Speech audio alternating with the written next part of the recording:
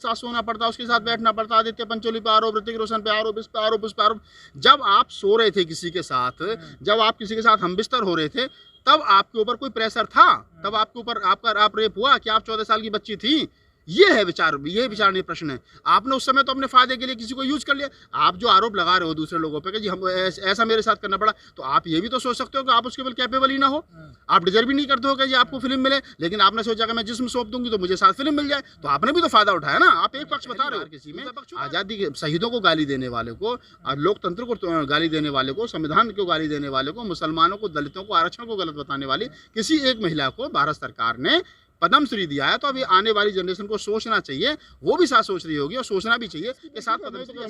मैं क्या देश का, मैं पाकिस्तान से थोड़ी आया अगर मैं बोल रहा हूँ तो, और जो लोग बोल रहे हैं विपक्ष वो पाकिस्तानी थोड़ी है। सर, देश में कुछ लोगों को 2014 में आज़ादी मिली है, आपको कौन से सन में आज़ादी मिली है? आपका भी है कोई ऐसा सन? देखिए, मैं इतिहास का स्टूडेंट रहा हूँ और जो इतिहास में पढ़ाया गया है, इतिहास में ये पढ़ाया गया है कि 15 अगस्त 1947 को मुल्क आज़ाद हुआ। तो ये तो आज तक हम पढ़ते आ रहे थे, इसी विषय पर लोगों ने पीएचडी की, बहुत सारे प्रोफेसर बने, बहुत सारे लेक्चरर बने, बहुत सारे टीचर बने। 15 अगस्त 1947 में मुल्क को आज़ादी मिली, ये पढ़ करके देश अब तक चल रहा था। लेकिन अभी जो 3-4 दिन पहले जो नई जानकारी हमें मिली है टीवी चैनलों के माध्यम से कि वो एक हीरोइन है कंगना रनौत जी, उन्होंने कहा है कि मुल्क जो है वो 15 अगस्त 1947 को तो भीख मिली थी। उन्होंने बड़े मतलब एक ऐसी भाषा का इस्तेमाल किया, और मुल्क जो है वो आज़ाद जो है वो जब मोदी जी की सरकार बन गई 2014 में, तब आज़ादी मिली है।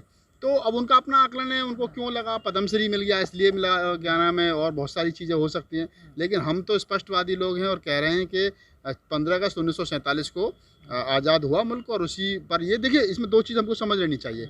वैसे ऐसे लोगों के बयान को ज़्यादा गंभीरता से नहीं लेना चाहिए, क्योंकि ये लोग गंभीर लेने लायक हैं भी नहीं। हम लोग उन पर बात कर रहे हैं तो मुझे लग रहा है कि हम भी अपना टाइम ही किल कर रहे हैं, कुछ होने वाला है नहीं। सरकार भी इन लोगों को गंभीर नहीं लेती। सरकार के पक्ष में बोल करके, मुसलमानों के खिलाफ बोल करके एक माहौल बना करके उन्होंने जिस प्रकार से एक माहौल तैयार किया, और उसका उनको इनाम भी खूब मिला है। भाई जेड सिक्योरिटी सुरक्षा मिल गई, उसके बाद में उनको पद्मश्री मिल गया। अब इससे ज़्यादा भारत रत्न तो मिलने वाला है नहीं उसको। तो एक तरीके से जैसे मैंने पढ़ा कि सिनेमा में योगदान के लिए उनको पद्मश्री दिया गया है, तो कौन सा मतलब योगदान रहा भी सिनेमा में, उनसे ज़्यादा लोगों ने अच्छा काम किया। तो ये मुल्क में काम चल रहा, अंधा बाटे रेवड़ी फिर अपने दे, तो ये अपने लोग हैं, अपने लोगों को दे रहे हैं। हमने तो वो दौर भी देखा 5 साल पहले, 6 साल पहले मोदी जी की पहली सरकार में 3 लोगों को भारत रत्न दिया गया, और देने वाले भी ब्राह्मण थे और लेने वाले भी ब्राह्मण थे। तो ये है, कुछ खास तबके के लोग हैं। अब जो है ये चल गया कि आप सरकार के पक्ष में खड़े हो जाओ और इस देश के मुसलमानों को, दलितों को देशद्रोह कहो, उनको क्या नाम है आतंकवादी कहो, उनको अलगाववादी कहो, उनको नक्सली कहो, उनको वगैरह वगैरह नामों से अपमानित करने की कोशिश करो, रोज सुबह शाम कोसो उनको, तो सरकार आपको पद्मश्री दे देगी। अभी ये क्राइटेरिया तय हो गया। आपने कहा कि इस मुद्दे पे बात भी नहीं करनी चाहिए, हम अपना टाइम वेस्ट कर रहे हैं। अगर यही शब्द किसी दलित या मुस्लिम ने कहे होते कि हमें आज़ादी 1947 में जो मिली है भीख में मिली है, तो उसके साथ नहीं, ये इस देश में जो देशभक्त है, जो ठेकेदार बनने हैं, आरएसएस के लोग हैं, बजरंग दल के लोग हैं, हिंदू विश्व परिषद के लोग हैं, जो हिंदुओं के संगठन हैं, उनके जो सरसंचालक है, उनके जो पदाधिकारी हैं, उनके जो और तमाम संगठन के लोग हैं, उनको सोचना चाहिए ना कि आप लोग जो देशभक्ति का नारा लगाते हो कि भाई देश के भगत सिंह का अपमान है, उधम सिंह का अपमान है, चंद्रशेखर का अपमान है, एक तुम्हारे ही खेमे की महिला ने, नाचने गाने वाली ने, आधे जिस्म के कपड़े पहनने वाली महिला ने ये कह दिया कि आज़ाद जो है वो 2014 में हुआ है मुल्क, और 1947 में तो भीख मिली थी। तो ये अपमान जो है मुल्क का अपमान है, ये डेमोक्रेसी का अपमान है, ये संविधान का अपमान है, ये देश की आज़ादी में जो लोगों ने भाग लिया, ये भगत सिंह का जो हमारे शहीद हुए हैं उनका अपमान है। आप कैसे इसको डिनाई कर सकते हो कि लोगों ने सीने पर गोली खाई? आप कैसे कह सकते हो कि भगत सिंह किसी लड़की छेड़ने के चक्कर में फांसी चढ़े थे? क्या उधम सिंह को फांसी जो हुई थी किसी जेब काटने के चक्कर में हुई थी? कंगना रनौत को जवाब देना चाहिए। और कंगना रनौत के साथ में जिन लोगों ने पद्मश्री, मैं तो कह रहा हूं, मैं अगर रामनाथ कोविंद जी की जगह होता तो उसमें पद्मश्री वापस लेना चाहिए। जिस तरीके की स्टेटमेंट फील्ड में जिसके लिए उन्हें पद्मश्री मिला वहां तो एक्टिंग पर बात करनी चाहिए ना उसको। एक्टिंग पर बात करे, बताए एक्टिंग की बारीकियां बताए, अपना कोई इंस्टीट्यूट उसने खोला हो, कुछ अच्छे एक्टर उसके इंस्टीट्यूट से निकले हो, लोगों को सिखाया हो, कुछ और बहुत अच्छा काम किया तो बताना चाहिए। लेकिन आपको अगर सिनेमा के क्षेत्र में अच्छा काम करने के लिए पद्मश्री मिला तो अच्छी बात है, तो आपको आप उस फील्ड पे बात करो ना, आप उस फील्ड को टच करो जिसकी फील्ड की आपको ABCD पता नहीं है। आप कंगना रनौत तो बताया ना कि उसके परिवार ने 1947 में, पिछले कई सालों से कंगना विवादों में है अपने बयानों को लेकर। हाँ तो देखिए, विवादों के कारण जो वो उसकी जितनी स्टेटमेंट रही हैं वो विवादों के कारण ही, उन्हीं स्टेटमेंटों के खिलाफ, उन्हीं स्टेटमेंटों का इनाम जो है मिला उसको। मैंने बताया 2 इनाम मिले, पहला उसको जेड सिक्योरिटी मिली, दूसरा इसको पद्मश्री मिला। तो ये इनाम है। अब मुल्क में एक ट्रेंड बन गया है कि आपको अगर पद्मश्री चाहिए तो मुसलमानों को गाली बको, दलितों को गाली बको, आरक्षण के खिलाफ बोलो, संविधान के खिलाफ बोलो, देश के शहीदों के खिलाफ बोलो, देश की डेमोक्रेसी के लोकतंत्र के खिलाफ बोलो, आपको पद्मश्री मिल जाएगा। कल को हो सकता है कि और भी लोग जो है वो कहें, और जब कहेंगे तो हो सकता है कि अभी तो पद्मश्री मिला, पद्म विभूषण मिल जाएगा, भारत रत्न मिल जाएगा। तो अब क्राइटेरिया जो है वो ये तय हो गया है कि किस प्रकार से आप गाली देने वालों को देश के अंदर पद्मश्री मिलेगा। ये अब आप इस पर हंस भी सकते हैं, सावरकर को तो नहीं मिला। नहीं, सावरकर लेन में है ना, सावरकर को भारत रत्न मिलेगा। अब जिस प्रकार से सावरकर की छवि को सुधारने की कोशिश की जा रही है, ये तो कुछ आपके और हमारे जैसे कुछ और थोड़े से बुद्धिजीवी लोग हैं जो पढ़ रहे हैं, लिख रहे हैं, बोल रहे हैं जो सावरकर के बारे में। अन्यथा अब तक तो सावरकर को पिछली सरकार में जो है वो भारत रत्न देने की बात की गई थी। तो सावरकर की जो स्थिति है उसको सुधारने की कोशिश की जा रही है, नए तरीके से सावरकर को पढ़ाने की कोशिश की जा रही है। जो नई पीढ़ी आ रही है उसको बताया जा रहा है कि नहीं, सावरकर का ये नहीं था, जो अब तक आपने पढ़ा है वो गलत था। और जो एक नया इतिहास बनाने की, अभी मैं पीछे देख रहा था कि कुछ लोग कह रहे हैं कि जी अभी तक जो हमको इतिहास पढ़ाया जा रहा है वो तो गलत था, और आधी से ज्यादा किताबें तो कम्युनिस्टों ने लिखी, उन्होंने तो अपने तरीके से लिख दी। तो तुम्हारे हाथ में से क्या पेन छीन लिया था किसी ने? तुमने क्यों नहीं इतिहास की किताबें लिखी? तुम कहाँ घंटी बजा रहे थे मंदिरों में, तुमने क्यों नहीं लिखी? तो सबसे बड़ी बात वही है, ये शिकायत तो आपकी भी रहती है कि हमारे इतिहास के साथ हम तो कह रहे हैं ना, नहीं हम कह रहे हैं कि हमारे इतिहास के साथ छेड़खानी, लेकिन हमने ये कभी नहीं किया कि जो इतिहास कॉलेजों में पढ़ाया जा रहा है, स्कूलों में पढ़ाया जा रहा है वो गलत है। हमने ये कभी नहीं कहा। हमने कहा कि धार्मिक जो इतिहास है वो हमारा दबाया गया है, हमारा इतिहास प्रॉपर नहीं पढ़ाया गया है। तो हमने कभी उस इतिहास के बारे में नहीं बोला। मैं हमेशा जवाब देता हूँ, हमेशा बोलता हूँ, मैं कहता हूँ कि जो इतिहास स्कूल में, कॉलेज में, रोड में पढ़ाया गया है, कॉलेज पे हमको जहाँ भी पढ़ाया गया है, जिसको पढ़ लिख करके लोग प्रोफेसर बने हैं, पीएचडी जिन लोगों ने किए, थीसिस जमा किए, वो इतिहास जेन्युइन है, उस पर लोगों ने काम किया है। लेकिन कंगना ने कई तो सही बात करी है ना। देखो सुशांत केस में वो खड़ी हुई, उसने सारी सच्चाई बताई। तो फिर हुआ क्या फिल्मों के लिए क्या करना पड़ता है। सुशांत केस में अगर मैं मान भी लूँ, सुशांत केस में कंगना की जो स्टेटमेंट आई थी वो सही थी। आप कह रहे हो क्या हुआ सुशांत केस में? इस देश की सीबीआई पागल है, जो और संगठन है जो काम कर रहे हैं ऑलरेडी वो पागल हैं। क्या मिला सुशांत केस में? 4 लाखों रुपए, करोड़ों रुपए बर्बाद करने के बाद में क्या हुआ? सुसाइड। तो ये तो पहले ही सिद्ध हो रहा था। ये लोगों को क्या जी, अब कंगना ने कह दिया कि जी उसके साथ सोना पड़ता, उसके साथ बैठना पड़ता, आदित्य पंचोली पे आरोप, ऋतिक रोशन पे आरोप, इस पे आरोप, उस पे आरोप।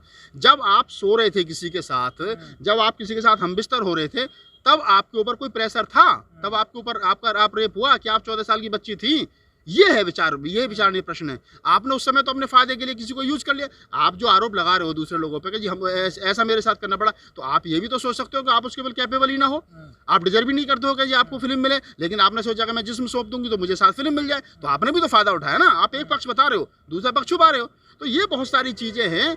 मैं फिर कह रहा हूँ कि ये दुखद है, हास्यप्रद है कि आज देश के अंदर, जो देश में उन लोगों को पद्मश्री, पद्म विभूषण, भारत रत्न जो मिलते थे, उन लोगों को मिलते थे जो देश की को आगे बढ़ाने के लिए काम करते थे, किसी फील्ड में बहुत ज़्यादा काम करते थे। लेकिन पहली बार किसी में आज़ादी के शहीदों को गाली देने वाले को, लोकतंत्र को गाली देने वाले को, संविधान को गाली देने वाले को, मुसलमानों को, दलितों को, आरक्षण को गलत बताने वाली किसी एक महिला को भारत सरकार ने पद्मश्री दिया है। तो अभी आने वाली जनरेशन को सोचना चाहिए, वो भी साथ सोच रही होगी, और सोचना भी चाहिए कि साथ पद्मश्री ऐसे लोगों को मिल सकता है। बीजेपी ने नहीं दिया ना, तो भारत सरकार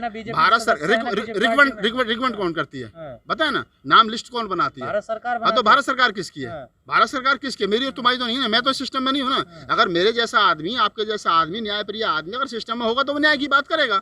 आप देखो ना, इस देश के अंदर राम मंदिर का क्या नाम है फैसला था, जो 50 साल से पेंडिंग था, 17 साल से पेंडिंग था, और जो फैसला देने वाले जज उनको नाम मिलता है, उनको क्या नाम है, राज्यसभा सांसद बना दिया जाता है। बहुत सारी चीजें, इन पर विचार जब आने वाले समय में 10 साल के बाद में, 5 साल के बाद में, 20 साल के बाद में, कालखंड में कभी 100-200 साल के बाद में कोई इतिहासकार कलम उठाएगा और वो कहेगा कि यार उस समय एक ऐसी स्थिति थी कि न्याय भी ऐसे हो रहे थे, पद्मश्री भी ऐसे मिले थे, तो सब कुछ दबाव में चल रहा, अंडर प्रेशर है। तो कंगना पहली ऐसी महिला या ऐसी एक्टर थोड़ा ये जिसने ये इस बात को कहा। उससे पहले रुचि पाठक है जो बीजेपी की, उन्होंने कहा कि 99 साल के लीज पे हमें आजादी मिली है। ये अनपढ़ गवार लोग हैं जो लोग कह रहे हैं कि 99 साल की लीज पर मुल्क को आज़ादी मिली है। तो 99 साल होने वाले ना, 20 साल हम देखेंगे, आप भी रहोगे, मैं भी रहूँगा। अभी तो इतनी जल्दी हम कहीं जाने वाले हैं नहीं। वो रुचि पाठक भी रहेगी, पूछ लेंगे उससे कि 99 साल पूरे हो, अंग्रेज आए क्यों नहीं लेने के लिए।